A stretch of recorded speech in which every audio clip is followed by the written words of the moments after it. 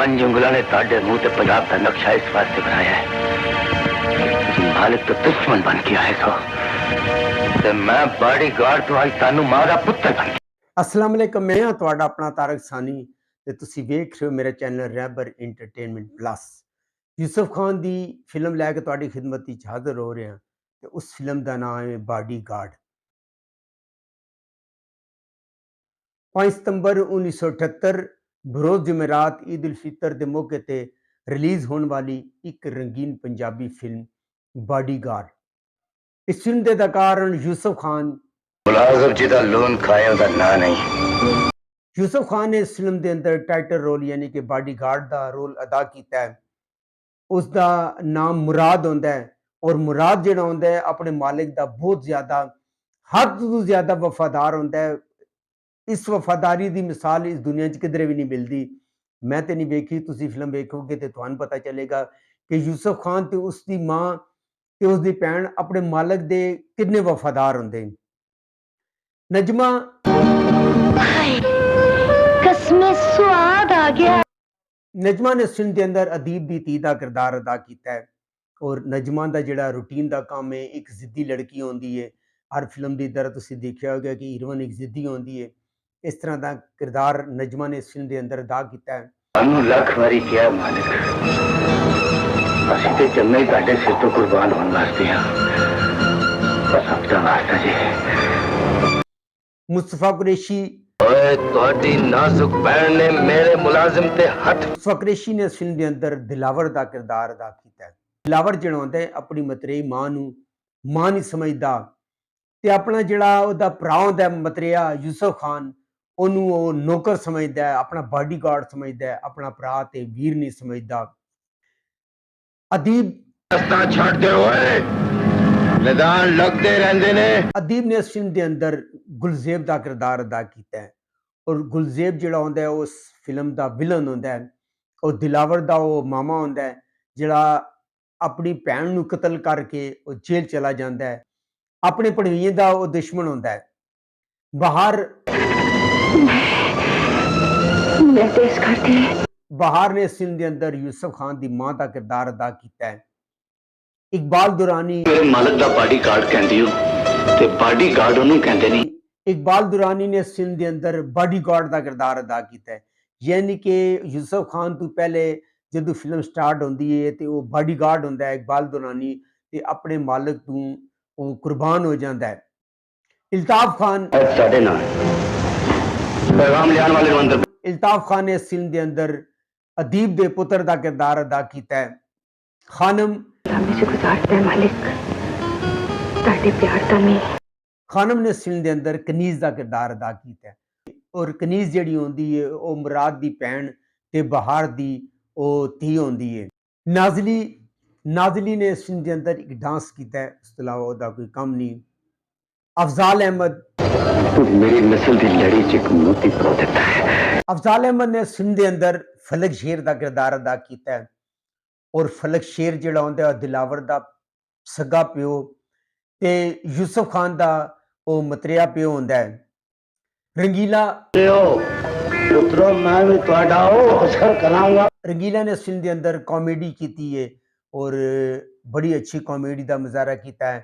लाडला ਕਾਜ਼ੀ ਮਰਦਾ और तेरे कुर्बान जावा। लाडला जिहड़ा होंदा है वो भी रंगीले का समझ लो कि दोस्त होंदा है। एक दो इंट्रियां ने लाडले दियां छोटियां छोटियां। ताया बरकत हथ दियां लकीरां कदे कदे बदल भी सकदियां ने ज़ेब गुल। ताया बरकत ने इस फिल्म के अंदर अदीब के प्यो का किरदार अदा किया है और दो चार एंट्रियां ने छोटियां छोटियां फिल्म के स्टार्ट जो दियां। अफशा कुरैशी ये तो इस्तकबाल करन वाली बहन दे लहू दे नहीं उस वीर दे लहू दे। अफशा कुरैशी ने इस फिल्म के अंदर रजिया का किरदार अदा किया है और रजिया जिहड़ी होंदी है वो ताया बरकत की धी ते अदीब गुलजेब की वो भैन होंदी है। फिल्म के शुरू च ही उन्होंने अपना वीर कतल कर देता है। इस फिल्म के हिदायतकार वहीद डार, इस फिल्म के फिल्म साज भी खुद वहीद डार ही हैं। इस फिल्म का म्यूजिक दिता है मास्टर अनैत हुसैन ने। इस फिल्म को लिखा है मोहम्मद कमाल पाशा ने। इस फिल्म के गुलकार नूरजहान, मनाज, नाहिद अख्तर, समर इकबाल, ਰਈਸਾ ਖਾਨਮ, ਇਸ ਫਿਲਮ ਦੇ ਸ਼ਾਇਰ ਹਨ ਅਹਿਮਦ ਰਾਈ ਤੇ ਕੈਮਰਾਮੈਨ ਸਰਵਰ ਗੁਲ। जैसा कि मैं तुहानू दस्सिया कि इस फिल्म के अंदर यूसुफ खान ने बॉडीगार्ड का किरदार अदा किया है और उसका नाम मुराद होंदा है। जदों फिल्म स्टार्ट होंदी है, घोड़ियां की रेस तो यह फिल्म स्टार्ट होंदी है। अदीब भी जिहड़ा होंदा है वह घोड़ियां की रेस का शौकीन होंदा है।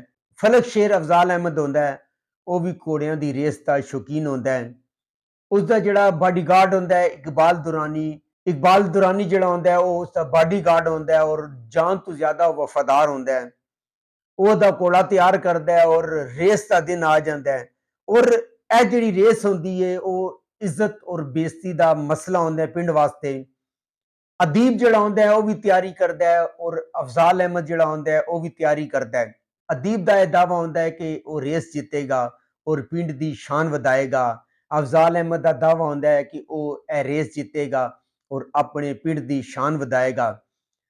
हर मुकाबला शुरू होता है और इस मुकाबले के दौरान अफजाल अहमद यह मुकाबला जीत जाता है और जदों अफजाल अहमद यह मुकाबला जीत जाता है तो पिंड वाले जिहड़े होंदे ने वो अदीब उत्ते गुस्से होंदे ने और अदीब की राह डकदे ने और इस दौरान अदीब जिहड़ा होंदा है वो कतल कर देंदा है और पुलिस अदीब नूं गिरफ्तार कर लैंदी है। फलक शेर नूं जदों पता चलता है कि गुलजेब अदीब जिहड़ा है वो गिरफ्तार हो गया, उन्हें कतल कर दिता है और जाता है और जाके गुलजेब दे प्यो ताया बरकत दे नाल इस चीज़ का अफसोस करता है। ते ताया बरकत उन्होंने कहता कि तू इस कार का इतना ही हमदर्द है। ते गुलजेब ते जेल चला गया ते ओदी जवान भैन घर बैठी हुई है, तू ओदे नाल शादी कर लै।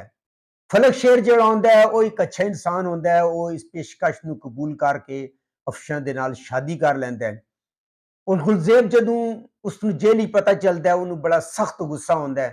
अदालत होंदी है वो गुलजेब नूं फांसी की सजा दे देंदी है।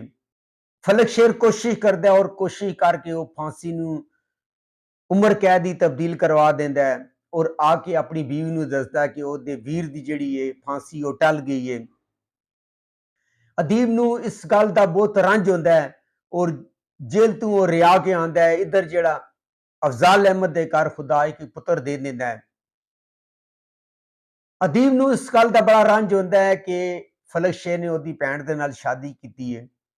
जेल तो रिहा होके आंदा है, ओदी जमानत हो जाती है और आके वो अपने भैनोई नूं कतल करना चाहता है पर अफशां ओदे सामने आ जाती है, अफशां मारी जाती है। अदीब जिहड़ा होंदा है अफशां जदों मारी जाती है तो अदीब फरार हो जाता है। उसका जिहड़ा बॉडीगार्ड होंदा है अफजाल अहमद का जिहड़ा बॉडीगार्ड होंदा है इकबाल दुरानी अदीब उत्ते हमला करता है और इस हमले के दौरान जिहड़ा बॉडीगार्ड होंदा है वह भी मारिया जाता है।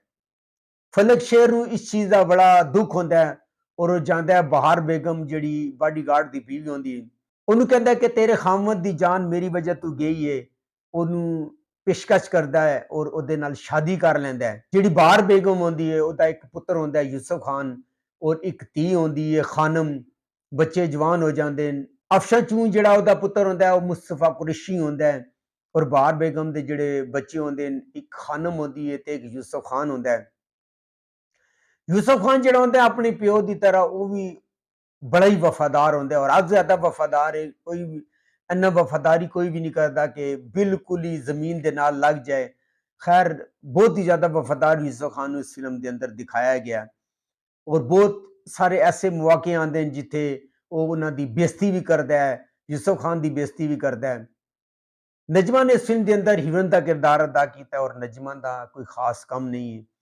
बहरहाल यह फिल्म यूट्यूब पर मौजूद है, तुसी जाके वेख सकते हो। अगर तुहानू मेरी मालूमात अच्छी लगी होवे मेरे चैनल नू लाइक करो, सबसक्राइब करो ते शेयर करो ते नैक्सट वीडियो तक रब राखा।